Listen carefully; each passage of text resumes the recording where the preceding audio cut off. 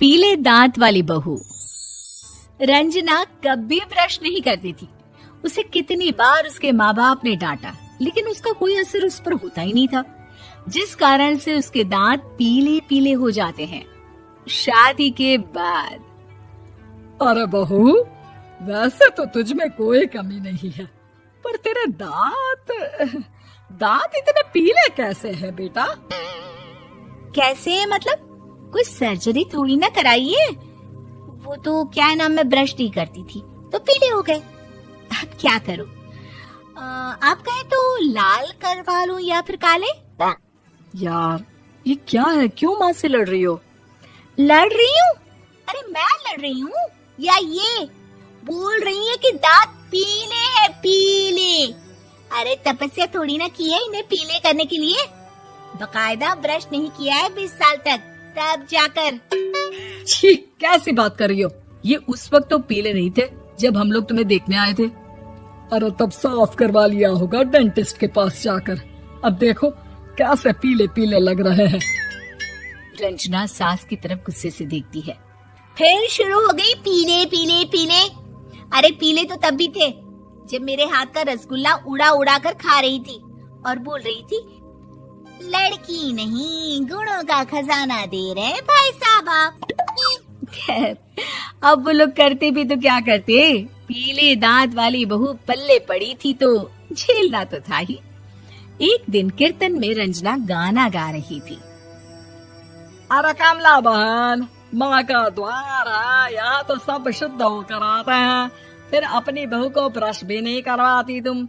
दूर से पीले पीले दांत भक्ति में बाधा उत्पन्न कर रहे हैं। अरे कोई 2 साल की बच्ची थोड़ी ना लेकर आई हूँ मैं बहू बनाकर। अच्छी खासी लड़की है, अरे कैसे करवाऊं ब्रश? ये तो उसे खुद करना चाहिए ना। अब माँ बाप तो इसके जैसे तैसे निपटा दिए, ये नहीं सोचा कि सास कैसे संभालेगी।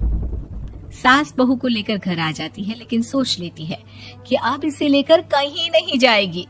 अगले रोज बहू कहती है, अरे क्या हो गया, मंदिर नहीं जाना क्या? कीर्तन का वक्त हो रहा है। मेरी मधुर वाणी से कान्हा जी जागते हैं और सोते हैं। आप तो जानती है ना उनकी भक्ति में कितना मन लगता है मेरा।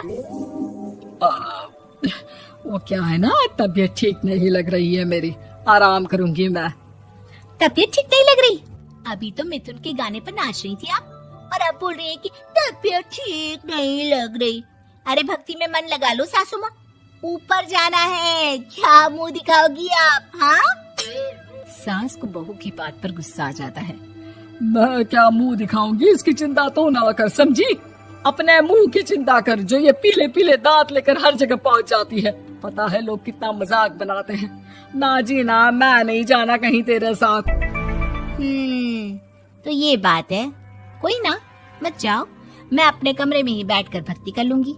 ऊपर वाला दांत थोड़ी ना देखता है, मन देखता है, भावना देखता है। और अरे बस बस, तू सब कुछ दिखा, बस ये सफेद चमकदार दांत ना दिखाना किसी को, है?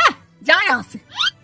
बहू को सास की बात का कोई फर्क नहीं पड़ता, वो तो जैसी थी वैसी ही रह जाती है। सुबह नहाकर किचन में खाना बनाना, फिर खाना खाना, कीर्तन भजन करना और सो जाना। एक दिन, माँ जी मैं सहेली के घर जा रही हूँ, शाम को लेट आऊंगी। हाँ हाँ तो जाना, मैंने कौन सा तेरी आरती करनी है घर पर बैठकर। रंजना सहेली के घर जाती है, जहाँ वो पार्टी में जाने की तैयारी कर रही होती है। अरे शिखा, कहाँ जाने की तैयारी कर रही है? मैं गलत वक्त पर आ गई क्या? अरे नहीं यार, उल्टा सही वक्त पर आई है। मैंने ये साड़ी और ज्वेलरी निकाली है यार, शाम को इनके ऑफिस की एक पार्टी में जाना है। बताना कैसा लग रहा है ये सब?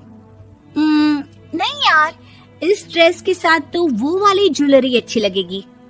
हाँ हाँ सही बोल रही है, मैंने ध्यान ही नहीं दिया। वैसे तो हमेशा से मस्त फैशन सेंस रखती है। तो बड़ा जाती होगी ना पति के साथ पार्टी में। रंजना कुछ नहीं बोलती, बस सोचती है कि यार काश ये बात सही हो जाती, पर मैं क्यों नहीं जाती पार्टी में? क्या इन लोगों की कोई पार्टी होती नहीं होगी? रंजना घर आती है और रात में पति से सवाल करती है, एक बात बताइए, आप मुझे किसी पार्टी में क्यों नहीं ले जाते? क्या आपकी यहाँ ऑफिस में पार्टी नहीं होती? पति बेचारा क्या कहता कि दांत पीले हैं तुम्हारे इसलिए। अरे कोई पार्टी होती नहीं हम लोगों के ऑफिस में, तो कहाँ से लेकर जाऊं? और मार्केट, मॉल, कहीं वीकेंड घूमना, कहीं तो। अरे यार, सारे हफ्ते में एक छुट्टी मिलती है, तो सोचता हूँ कि आराम ही कर लूं। क्यों? रंजना मन मार के रह जाती है। पहले कभी सास के साथ मंदिर जाया करती थी, लेकिन वो भी सास ने ले जाना बंद कर दिया। घर बैठी बैठी रंजना बोर हो जाती है। तभी उसे आइडिया आता है और वो मायके जाने का सोचती है। सासू माँ, 2 दिनों के लिए मम्मी के घर जा रही हूँ। अच्छा ठीक है, आराम से जा। और हाँ, माँ से कुछ अच्छी आदत सीख कर आना कि कैसे शरीर के हर भाग की तरह दांतों की सफाई भी जरूरी होती है, समझी? शुरू हो गई ना आप। वो लोग आपकी तरह नहीं है कि छोटी छोटी बात का बतंगड़ बना दे। उन लोगों के लिए मैं मायने रखती हूँ, ना कि मेरे पीले पीले दांत।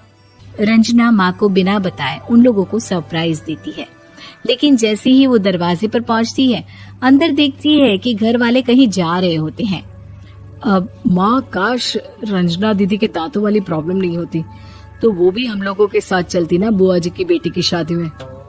हाँ बेटा, लेकिन अब उसे कौन समझाए कि उसको उसके पीले दांत नहीं दिखते, लेकिन उसके आसपास के लोगों को कितना एम्बैरेसिंग फील कराते हैं।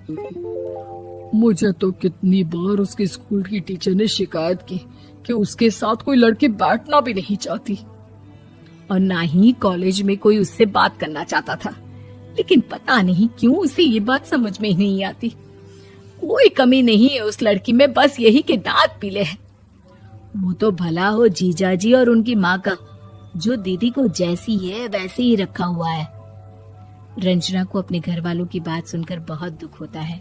वो सोचती है कि वो क्या करे, लेकिन फिर वो सीधा डेंटिस्ट के पास जाती है, अपने दांत चमकाती है और कसम खाती है कि वो रोज ब्रश करेगी।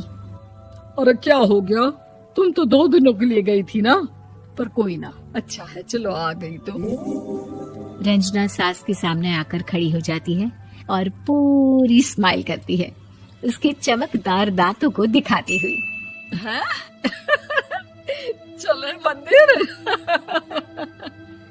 माँ, मुझे माफ कर दीजिए, मैंने आप लोगों को बहुत एम्बैरेसिंग फील करवाया। मैं आज से रोज ब्रश करूंगी।